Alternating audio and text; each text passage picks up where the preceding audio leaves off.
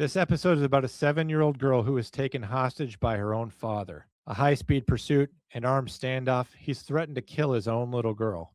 So how do 911 dispatchers and police officers save the day? We'll show you how. Wake up, America. It's the Comm Center. Make sure you hit like and subscribe for more content just like this. I'm John. I'm an actual 911 dispatcher. I'm joined as always by Drew Breasy. He was a police officer for 29 years. Drew, we're going to start with some dash cam footage of a police pursuit on I-71 in Medina County, Ohio.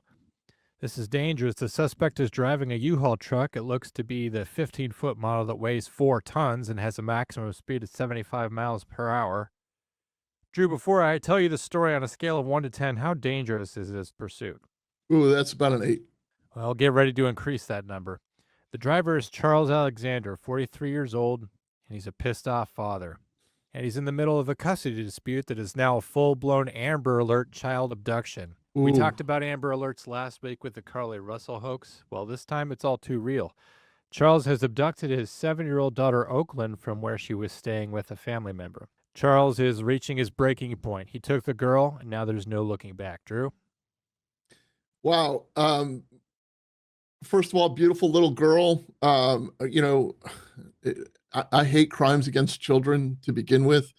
And, like this is an enraged father who's going to do God knows what, but he's behind the wheel of a U-Haul and he's got this kid. This is just a scary thing altogether. And you essentially have a hostage in there. 911 calls started coming in as Oaklynn's family was panicking. Dispatchers were trying to figure out where he might be going, what kind of vehicle he was in. Luckily, it's a U-Haul, so it's a vehicle that really stands out. Drew, I want to ask you about this chase from two perspectives. We know you were a cop for 29 years and you spent a lot of time on the command staff, but let me ask you what you think it was like for the deputies and troopers that were following this truck, and what would have been like for the commander of a critical incident like this? Oof. The person that's in command of the street at the moment, this is where you age 2 or 3 years while you're trying to sort this out. You're like, as a commander, you're trying to get there to be part of the scene. You're managing a pursuit. The pursuit involves a kid.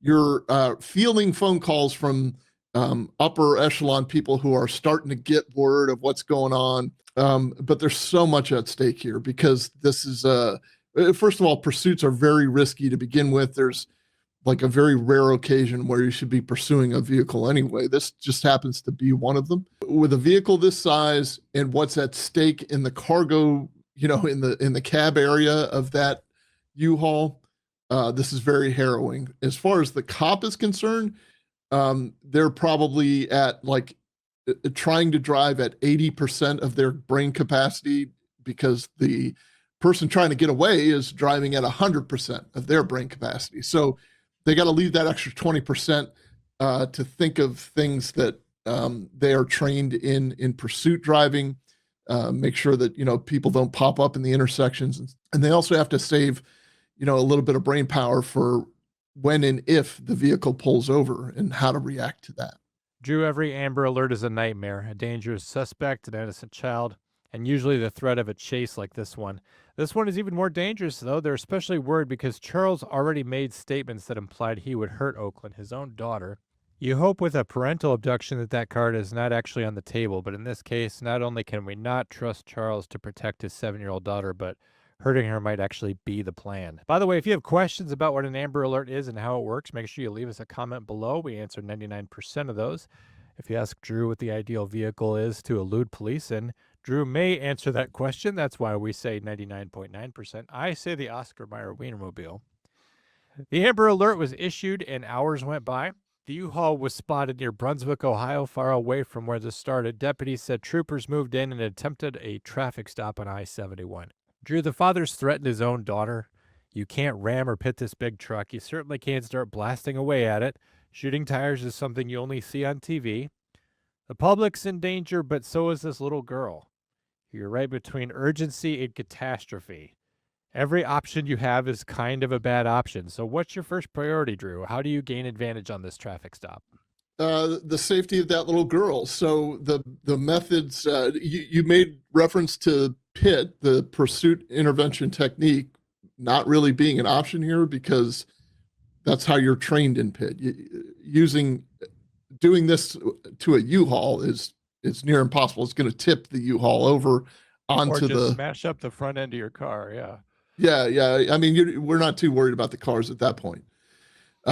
We can replace cars. We can't replace people. So I think the best course of action is our cars probably could travel a little bit faster than the U-Haul can. So we're going to have to, just get a group of cars together and try to surround this thing and manually slow it down. Even risking throwing out stop sticks, if those even exist anymore in some jurisdictions. Stop sticks are basically spikes in the road, but once the tires pop on those, high profile vehicles, they become unstable. And like I said, this is not the typical pursuit because you've got a hostage in there. It's if it were just the pursuit where it was just the bad guy trying to get away, or a band of thieves in there, who cares, almost, in a sense. But there's precious cargo in there, so we've got to do what we can to somehow slow this thing down. It was a nightmare for the units on the road, but now it's 911's turn. Dispatchers are taking calls from Charles. They're trying to communicate between him and the police to get him to peaceably surrender while he's in the midst of the biggest crisis of his life. Eventually, the truck's disabled, and Charles tells the 911 dispatchers that he's going to take an exit. Getting off the interstate is a good thing, but everyone can feel now that final confrontation is coming. He's arrived at Arby's, which is normally a good place to be, but the chase is over, and now he's cornered, and for Oaklynn, he's never been more dangerous. Charles probably feels like he's come to the end of the road. He doesn't get out of the truck, and so there's a standoff. The officers want to talk to him, but he doesn't want to talk to them, so he calls 911 and talks to the dispatchers instead. We're going to play that audio for you next. Drew, you called it. They ended up using spike strips to stop that U-Haul. They blew out the tires and the vehicle became disabled and it had to pull off the interstate, which thank God, because the last thing you want to do is have to close down an interstate for the final confrontation out there on the road. However, the customers and staff at Arby's probably do not appreciate the added attention. We're going to go now to the 911 call. Remember that he's pulled over. Police are surrounding him. He does not want to talk to police, and the dispatchers who are taking his call have to do everything that they can to talk him down. This is the real 911 audio. 911, emergency. This is Charles Alexander. I'm with Oaklynn. I'm going to stop this car. I need the police to not come up. Do you know who I am? Yes, sir. Where are you at right now? I'm getting off the exit, 18 Akron and Medina. I need them to not approach this car. Tell them I am going to off us both if they don't back off. Okay, if you didn't catch that, he's making demands already. He wants the police to back away from him, which is a very common demand in hostage situations. He is also making a threat. Threat and demands are the things that you're tracking as you're going through these, and you have to treat them both seriously. He's threatened to off both of them, meaning himself and his 7-year-old daughter. Stay back! Stay back! I will shoot us both! Stay back! Please don't. Stay back! Please tell them that I'm here. I want to talk to her mother. Okay. First of all, it's horrible hearing the sirens in the background, hearing this madman screaming, "Stay back."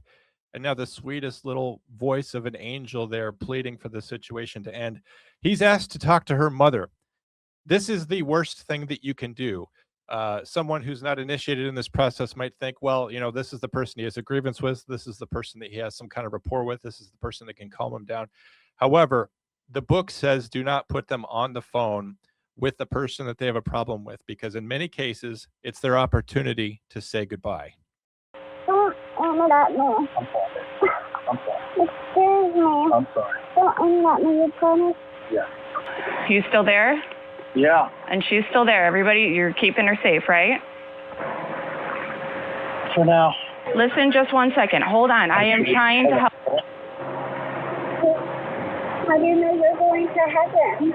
We'll go to her. Do you hear what she said, Drew? She said Yeah. something about going to heaven, and he says, we'll both go.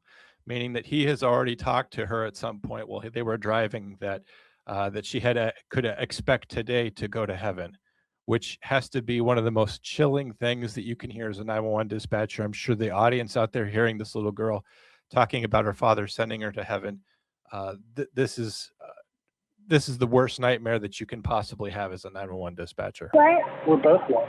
I'm going to heaven? Yeah, babe. How do you know? Because you're a good person. I don't want to go to heaven today. I didn't want it to happen either. I just want to talk to your Yeah, mother. stay here. Stay on the line. We don't need to do anything yet. We don't need to make any decisions yet. Just stay on the line. We don't need to make any decisions, okay? So it's important to mention why we're negotiating with someone. It's not because we have a lot of respect for them or that we condone what we're doing. You have to think of negotiations as it's basically the other half of SWAT. SWAT is special weapons and tactics. Well, talking can be a special tactic. If we're trying to buy time before so that we can get units on scene with special weapons or a special negotiator there that can talk to them, or trying to buy time so that this guy can calm down a little bit. Obviously, this situation's been going on for a long time. He's very upset about the custody situation with his daughter to the point where he feels like it would be better for both of them to be gone than for him to persist in this battle. He doesn't have any more long-term thinking. He's not thinking about his daughter growing up. He's not thinking about what the future will be. He doesn't view any of his problems as temporary. He's only looking for permanent solutions to these big problems. And Drew, it can be very, very hard for you to come into this situation as a 911 dispatcher and to try to somehow gain some insight into what's going on, but also influence him to slow down. What are some of the tactics that you would use if you were talking to this guy face to face as a police officer?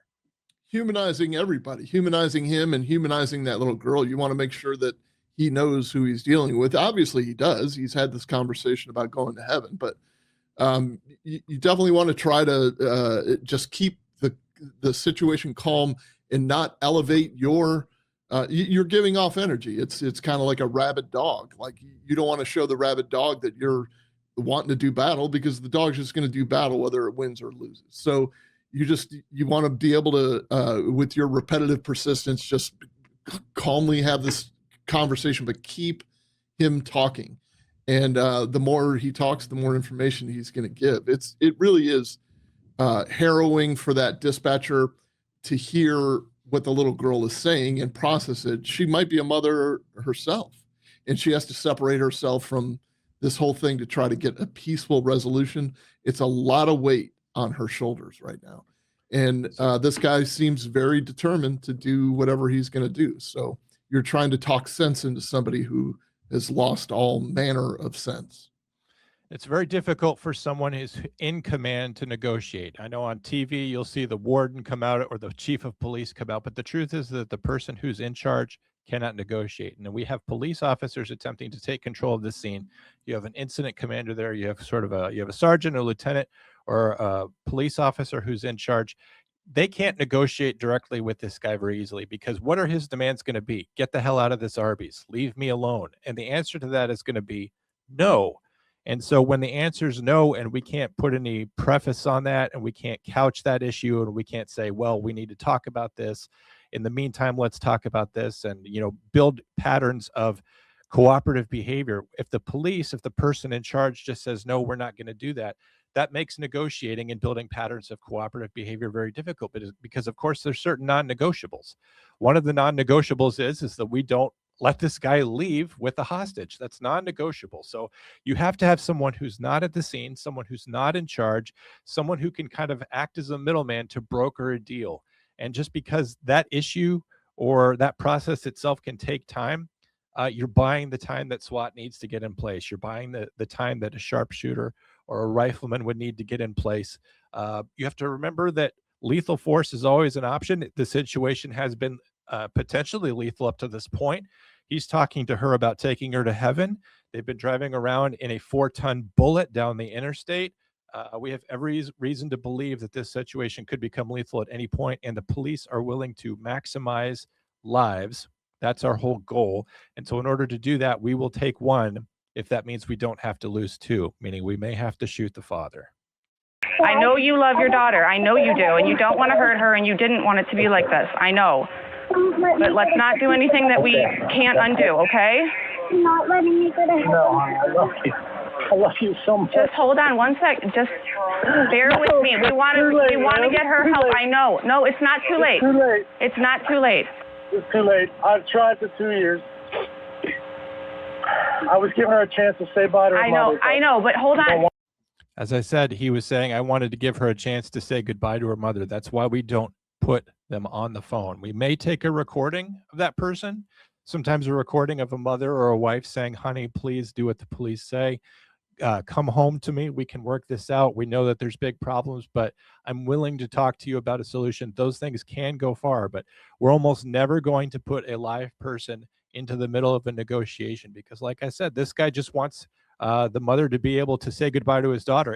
And in a way that seems kind, but that's a way that he wants to hurt this girl's mother. He wants to have her have an opportunity to plead with him to stop so that he can feel the power that he feels right now in charge of the situation.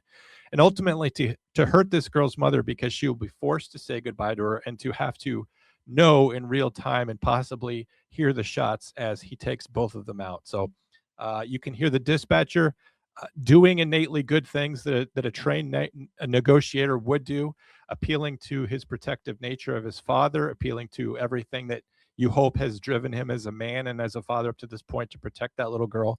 But you can also hear him. He's deeply frustrated, and you have to confront those feelings about how this has been going on for 2 years. He hasn't gotten anywhere. And understanding how we got to this point is also a standard tactic for negotiators, because someone doesn't just do this, right? This doesn't just come out of the woods, out of nowhere. A father picks up his little girl and puts her in a U-Haul, and they go on a chase for hours through Ohio. This has been going on for 2 years. This is the culmination of 2 years of problems that this guy's been dealing with. And asking him about that, he may not be willing to talk to you about it, but these guys usually are trying to vent something. Demands, taking hostages, these are all very expressive things. They've got something on their mind that they've got to get out, that they've got to get off their chest. And if you can tap into that, if you can get them to tell you what's going on, first of all, it helps you build rapport, but it also does get you that time for additional resources to get into the area. And Drew, as a police officer, I'm sure you've talked to many people in domestic situations and custody situations. They've always got a lot to say about what they've had to go through recently and how they got up to this point to where the police are involved, right? Yeah. Well, but not always, though. This is, you know, I think it's a good sign that at least he's willing to talk. Like, but yes, generally people will tell you what's got them up to this point. And her pointing out, like, you know, there's a permanence to this, and you don't want to do that to this kid. I know you love this child. That's obviously making him even more emotional, but it's hitting him where it needs to hit him. Like it's slapping him in the reality that, you know, he's ending it with this young girl. I mean, like, but you're right. This is a power thing. This is all about power. And he now holds the upper hand over the mother because of their, you know, their beautiful child. The dispatcher says at one point, you know, you wouldn't be doing this if you didn't love this little girl. It can be very hard for someone who's outside of law enforcement to understand that. She's not condoning what he's doing, but she's attempting to understand that. You have to understand, in this guy's mind, he does care. That's why he's willing to do all these things. If he was an uncaring father, he would ignore his daughter. He would be a deadbeat. He wouldn't be trying so hard to be a part of her life. He wouldn't be in a custody dispute. He would just be going about and doing the things that he wants to do. So is he doing this because he cares? Well, to a rational person, no. No caring father would put their daughter in danger. They wouldn't steal or they wouldn't take a U-Haul and go on a chase with police and talk to their daughter about going to heaven. But in his mind, this is all coming about because of how emotionally invested he actually is in this little girl. And as I said, it's about trying to understand that person without condoning them. And you have to be very careful when you do this, because people are smart and they can tell when you're being inauthentic. And if you say something, they'll say, well, you don't believe that. You don't actually think I'm a good father. How could I be a good father? Look what I'm doing. And then they'll confront their own behavior. He's like, I've got a gun pointed at my daughter's head. How could I possibly be a good father? And so sometimes when you do that, they see it as pandering, or they see it as you being completely inauthentic with them, and that can ratchet up the tension of a situation. Wait a second. No, that's not. No. Listen to me. Take a breath. Am I Take a going breath. to heaven today? Yes, son. No. Did you promise I'm going to heaven today? If you're listening, Ashley, you should have called me. See, that's the power right there. He says, if you're listening, Ashley, you should have called me. In his final moments, he's still thinking about not the welfare of this little girl, not the welfare of himself. He definitely thinks that this is the end of the road for him, but he wants to hurt this woman and exercise that power of control from beyond the grave. Am I going to heaven today? I don't want to go to heaven today. No matter what, I'm going to heaven today. I don't want to. I'm sorry. I don't want to go. Hold on a second. Hey, hold on. We're still here. We have options. Promise you're not going to let me go to heaven. Hold on. We're getting an officer to talk to you that's there, that you could talk to, that's not going to approach you. I don't want to talk to anyone. Just This is very difficult because the 911 dispatcher is doing everything they can. But sometimes when we're approaching a situation like this, we'll have a police officer who's on scene, and they might be trained in crisis or hostage negotiations, or they just might be naturally good at it. And it can be very difficult because that guy there doesn't want to talk to a cop. He doesn't want anyone to approach the vehicle. He's armed, and it's dangerous for any police officer to approach the vehicle. This isn't going to happen face to face. Plus, there's a power dynamic there where the police officer is trying to take control. He's obviously still in control of the situation because he has the little girl hostage and the gun. So the ideal way to do this is still over the phone. But sometimes we do have to transition negotiators, whether it's because we've been negotiating with someone for 12 hours or the tactics or the situation just demands that we hand that over. And so we try to take whatever credibility that we've built up talking to this person and transfer it to another person. You could say, listen to me, Charles, my friend Drew is coming over. Yes, he's a police officer, but he's a father like you, and he's a really good guy, and he cares about both you and Oaklynn in this situation, and we just want to see both of you coming out of there. Yeah, it's a bad situation, but we're willing to talk about it. And please, I just want you to take some time to talk to my friend Drew about it. And you try to transfer that credibility over, and it's actually not easy to do. And I have seen it fail before, where the new person comes on to talk, and the person in crisis doesn't want to talk to them at all. And it immediately sets back negotiations, sometimes by hours. keep talking to her. You don't want her to be scared. You don't want to hurt her. I know you don't want to hurt her. I know that this is about the courts and it being unfair. And let's not do anything that is going to make it even more unfair to her, because you love her. She said there that this is about the courts and this is about it being unfair. I'm not sure how much of this 911 call has been truncated, but she's reflecting back to him the stuff that he's feeling, stuff that she could possibly guess about this situation being a parental abduction.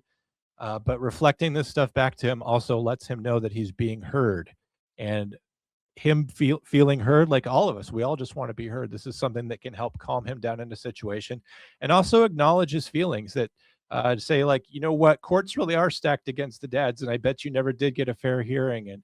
And you could say some of these things and you don't have to believe them, but he believes them. And so if you could acknowledge the truth of his feelings, it can really go a long way towards building that rapport. And if you have a rapport, you can start to influence his feelings and you can start to influence his actions. Is there a challenge aspect to this? Like, hey, you don't want the courts to make this decision for you, or, that kind of thing? It can be, because now they know they're in deep shit, because what happens when they go in front of court and the judge is going to hear about how he abducted his daughter, and he's obviously an unfit father. He's obviously dangerous. There's no reasonable judge in the world that's going to grant this guy any kind of unsupervised custody again. And the longer this goes on, sometimes they can realize that. They can realize, oh shit, I've taken this a step too far. I'm going to pay consequences for this that I can't walk back from. And in the face of those consequences, that can make them feel hopeless. And sometimes that's the last thing you need, is someone feeling hopeless about the outcome of this. Sometimes it's best to take those head on. Say, listen, I know that you're probably scared right now about how this is going to look in front of the family judge, tonight's incident, but I'm going to tell you, you've already been through so much. You've already accomplished so much, even though it doesn't feel like it. Your daughter has the rest of her life, and you have the rest of yours to keep fighting to be in her life. And this is going to be bad for a while, but these consequences that you're going to face for tonight aren't going to last forever.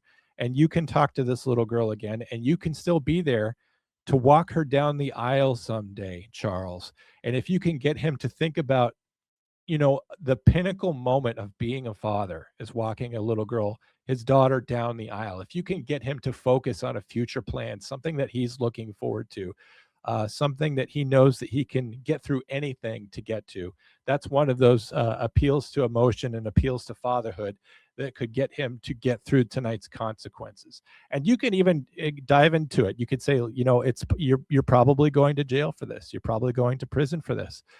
But you can talk to an attorney. We can get you a good attorney, someone who's going to arrange for you to have, you know, telephonic visits with the girl, and you can earn back those privileges that you have a right to as a father. And you can talk him through all these things, and you can get him to see that the end of the road isn't two graves, but him, as I said, walking her down that aisle, Drew. Doing this if you didn't. You don't go through this if you don't. So let's not do anything that we can't fix, okay? Okay. Your games are over. Can you hear me? Unfortunately, he made a bad decision there, and police officers were able to get the location that they needed to be in order to remove the danger from the situation. They had to neutralize Charles because they were concerned about what was going to happen to that little girl. It doesn't mean that we weren't negotiating in good faith. It doesn't mean that we didn't want him to throw the gun out of there and walk out of that U-Haul, but Charles was in charge of that situation, and he made a bad decision, and the police didn't have time to wait for him to make a different decision than that, Drew. Unfortunately, police officers did have to take the shot. This was while Oaklynn was sitting in the passenger seat of that U-Haul, so no police officer wants to be put in that situation where they're aiming a gun at a truck cab that has a little girl in it, but Charles forced that situation to happen. At some point, as our officers attempted to get closer to the vehicle, there were some shots fired at officers. Officers then retreated, and it was at that time we called in for additional resources. Extensive. You could see that the SWAT team approached the vehicle after the shot was taken. They threw open the passenger door, grabbed a little girl, and ran away. Officers then retreated, and it was at that time we called in for additional resources. Extensive efforts. You could see that police officer grabbing that little girl and running. That's because we don't know if Charles is merely wounded. We haven't taken the gun away from him. He may still be alive, even though he shot. And there's only a few seconds to respond. If he's been shot, it may be that he uses the last energy that he has in his life to point his gun at that little girl. And so you have to coordinate these things with split-second timing. The sharpshooter takes the shot, and this police officer who's running up in armor has to get her out of there as fast as possible. He's probably running through every single thing that he has to do in his mind before he runs up. You know, you have to run up, you have to grab the handle, you have to push in with your thumb the button, you have to swing open the door, you have to grab the girl and run. And of course, other officers are going to be there besides you to jump into the cab after you leave to secure the gun. And if you could get Charles out and begin life-saving measures, that's obviously the next move. Were made in negotiations with the suspect to try to have a safe ending to the situation. After multiple threats to his daughter, a member of the Ohio State Highway Patrol Special Response Team did neutralize the threat. And I will say this, that decision is never made easy. It's a difficult situation for that trooper. But that act alone, right then, saved this little girl. There's no doubt in my mind. Drew, we had a previous episode where a police officer talked about how he had to end the life of a suspect to preserve life at the scene. And we kind of unpacked everything that happened to that police officer and where he is today in his law enforcement career. If you haven't seen that episode, make sure you click right here. You can watch it. It's a great episode where I interview him for quite a bit about what happened at the scene and immediately after, and for the months afterwards when he was under investigation. But you really have to commend the Medina County Sheriff's Office, the Ohio State Highway Patrol, and I think especially that 911 dispatcher who didn't know that she was going to be negotiating for the life of a 7-year-old that day. I don't know if she's had training as a crisis negotiator, but she probably has that certain holistic, natural negotiations training that we all get every day as a 911 dispatcher, talking to people in crisis on the phone. I think she did a tremendous job, and what she did was successful. It was not, some people will say that it was not a success because they had to take the life of the father, but we saved the life of the girl. And that's a win in anybody's book, Drew. Yeah, the weight of this, when you think about it, is not like, I don't want to take anything away from that dispatcher. She did an amazing job, and she saved that little girl's life. There's no question about it. But I just have to ask, how many cases we heard about this case because it's dramatic. There's a 911 call. There's body cam. There's a rescue at the end of the little girl. How many cases do 911 dispatchers actually endure where they don't end this way and they don't make the news and they carry that for the rest of their lives? Like, not to take anything away from this dispatcher, like I said, she's amazing and, you know, heroic, and hopefully she was recognized for all of that. But what I kind of want to recognize is all the ones that weren't as successful, because as much as she tried to steer the conversation, there still is only one or two entities that have total control. It's him and, you know, whatever you believe in. So it just happened to turn out this way. Luckily for Oaklynn, and she's got a long road ahead of her. And you know, there's a lot of healing to be had, but I often wonder about the dispatchers that, you know, I feel for the dispatchers that don't get the happy ending like this. Unfortunately, that's far more often the case, Drew. Thousands of times today, a dispatcher is going to do everything they can to step in the gap between life and death and do everything that they can, that their training gives them the ability to do, that their natural talent gives them the ability to do. But you're right. Sometimes somebody's fate is in their own hands or it's in God's hands, and you just do the best that you can to make a difference. And so there's 911 dispatchers out there who do their best, who will invest themselves as much as this 911 dispatcher did. You heard the way that she sounded. She was genuinely invested in both Oaklynn and Charles' well-being and the positive outcome. She tried everything. She used not her professional skills, or not just those skills, but she also used her own core of humanity to reach out to this person and try to compel them to make a different choice, to make a better choice. And dispatchers do that quite a bit. And that's a kind of vulnerability that leads to damage over time. When you lend a part of yourself, when you reach out personally to someone in crisis, to a suspect like this, to a dangerous person like this, to someone that you can empathize with, even if you don't condone, when you give a piece of yourself to the job and to a critical incident and it doesn't turn out well, you don't necessarily get that piece back intact or undamaged. You carry that with you for a long time. The time that you became vulnerable and you gave yourself to a problem and it didn't work out. And 911 dispatchers, especially those of us who have put in a lot of years doing this job, we're walking wounded. We carry around memories of cases and calls that didn't turn out the way that we wanted. Calls that we wish we could have back, calls that we review in our mind if I had done something differently, if the situation had turned out just this, if a small factor had gone a different direction, would this person be alive today? And sometimes we could definitely kill ourselves overthinking the problem, but we do the best we can. We are given these situations, the phone rings, we answer it willingly, and we do our best to fully engage with the belief that we can affect a positive outcome. And you have to have that belief on a 911 call. Otherwise, you may as well not even answer it. And of course, we're always going to answer it. But Drew, I think this case is a masterclass on showing how well 911 dispatchers and police officers can work together, how they're two pieces of a whole, especially when negotiations and SWAT comes together.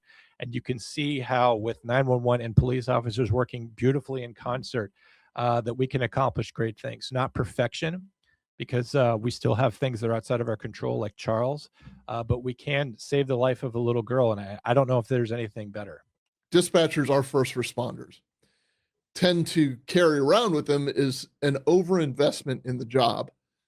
But I just, you know, rhetorically ask, what investment should she have given? There's no choice but to be overinvested in this. And there's no doubt in my mind she gave a chunk of her soul just to beg and plead with this guy who had all of the cards. And thank goodness it turned out the way it did. But, you know, cheers to the rest that, you know, don't turn out this way. And, you know, there are questions of overinvestment in law enforcement, in the paramedics, in the medical fields, and in the dispatcher fields. But to what end? I mean, like you have to invest at some point. I do understand the concept of overinvestment, but Well, you can't do any less and expect a great outcome. Right. But if you guys like this content, make sure you hit like and subscribe. If you watched to this point, we really appreciate it. If you don't hit subscribe, YouTube will bury this video at the bottom of the internet. So you can help yourself see more content just like this and help other people like you see it. And if you want to see more videos of 911 dispatchers and police officers working perfectly together to affect real change in your community, these calls are not always as dramatic, but they happen in your community every day. Make sure you hit like and subscribe, and make sure you check out the rest of our videos in our catalog. Drew? you said it all. 911 emergency, police or paramedics. He's going westbound on foot. Westbound on foot.